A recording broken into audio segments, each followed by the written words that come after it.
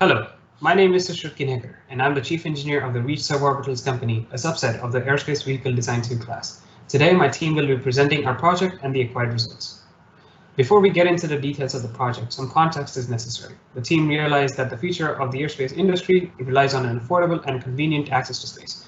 A single-stage space vehicle with horizontal takeoff landing methods and which can operate in and out of commercial airports is now a feat that is the key to making space more accessible to the population. Based on the future technological forecasting, our company started the development of a new vehicle, Aspiration. Aspiration is a new aircraft for space tourism, specifically an all-body rocket-powered single-stage to suborbit vehicle capable of going beyond the Kármán line with 6 passengers and 2 crew. After defining the mission requirements, the first step of the design process is parametric sizing. The team decided to use hypersonic convergence to size Aspiration. Next slide. Here, the results for hypersonic convergence can be seen from solution space down to the selection of design point for Aspiration. Next slide, please. For the remainder of the project, the team will go through configuration layout and configuration evaluation, selecting and refining geometry. Next slide, please. In defining the geometry of Aspiration, several design questions were determined with the customer experience in mind. The cabin configuration is an important part of that experience, and here passenger orientations are shown alongside some preliminary seating arrangement designs. Next slide. A myriad of equations comprise the process for determining the geometry in cabin. Shown here are the main process blocks of our calculations. Next slide. Many options presented themselves for making the geometry overall, including various shapes with the cross-sections ranging from elliptical to trapezoidal and conical. Next slide. These options led to many design point iterations during the configuration layout phase. Here are the primary 3 that we have determined. Next slide. The waste discipline is primarily concerned with estimating the takeoff gross weight, tracking the center of gravity, and deciding on a structural configuration for the vehicle. Next slide, please. The IDA to answer these questions can be seen here. Next slide, please. Implementing the IDA, a takeoff gross weight for the select design point was selected, which shows that the eventual refinement is still representative of the design point. Next slide. The Propulsion team compiled design questions that will be answered as we continue analysis, shown on the left. On the right-hand side is the Propulsion IDA methodology. Next slide. Historical data was used to select an appropriate engine sizing based on thrust required, as seen in the figures. Next slide. From literature, total propellant volume versus inert mass fraction plots were verified.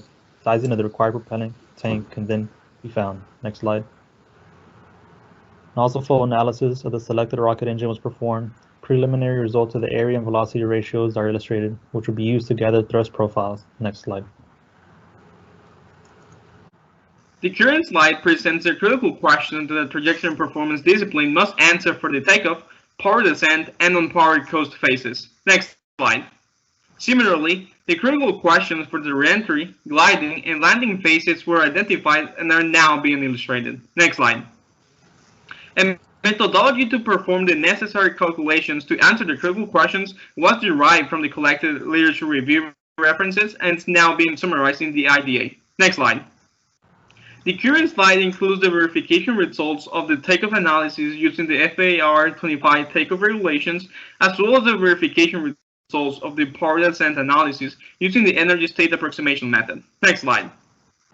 Similarly, the current slide includes the verification results of the unpowered coast analysis using the projectile motion analysis method, as well as the results of the reentry analysis using the point mass ballistic reentry analysis method. Next slide. This is the Aerodynamics IDA. It outlines the process used for conducting the aerodynamic analysis at different flight phases. Next slide, please. This is the takeoff analysis, essentially driven at answering the question, can the vehicle take off given the takeoff weight and the vehicle's wing planform? Next slide. This is the reentry analysis, where the data shown is the estimated supersonic aerodynamics of the vehicle. Next slide. This is the landing analysis, where a similar analysis as takeoff is conducted, but with a different weight for the vehicle after the fuel has been used. Next slide. The Stability and Control team has created a list of questions that will be answered through our design plan. Next slide.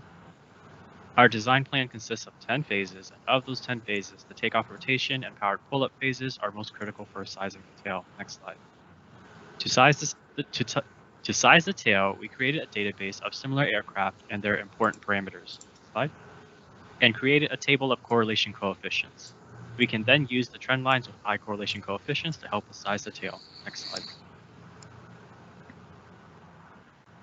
The aerothermal heating becomes considerable when the aspiration goes above Mach 2. The phases where this occurs are the rocketed climb as well as the free fall descent. The protection from this extreme heating is critical to the safety and passengers and crew. Increasing the bluntness of the vehicle or thermally protective skin are ways to combat the heating and must be balanced accordingly. Next slide.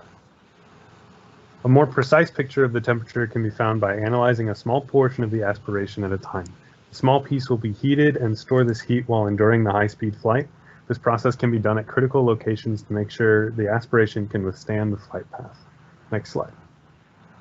As we all know, the cost-benefit will play a major role in determining the feasibility of the vehicle design. Since the space tourism industry is expecting an economic boom over the next few decades, the cost market analysis will be crucial in defining a ticket price for the passengers and the overall development cost.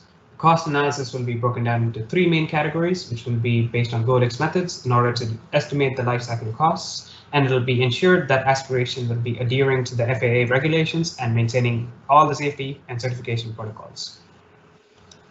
As we can see, conceptual design of a novel spacecraft is no simple task. Here we have integrated the work of the propulsion, weights, aerodynamics, trajectory and performance, synthesis, and geometry teams into a visualized simulation of Aspiration's flight path.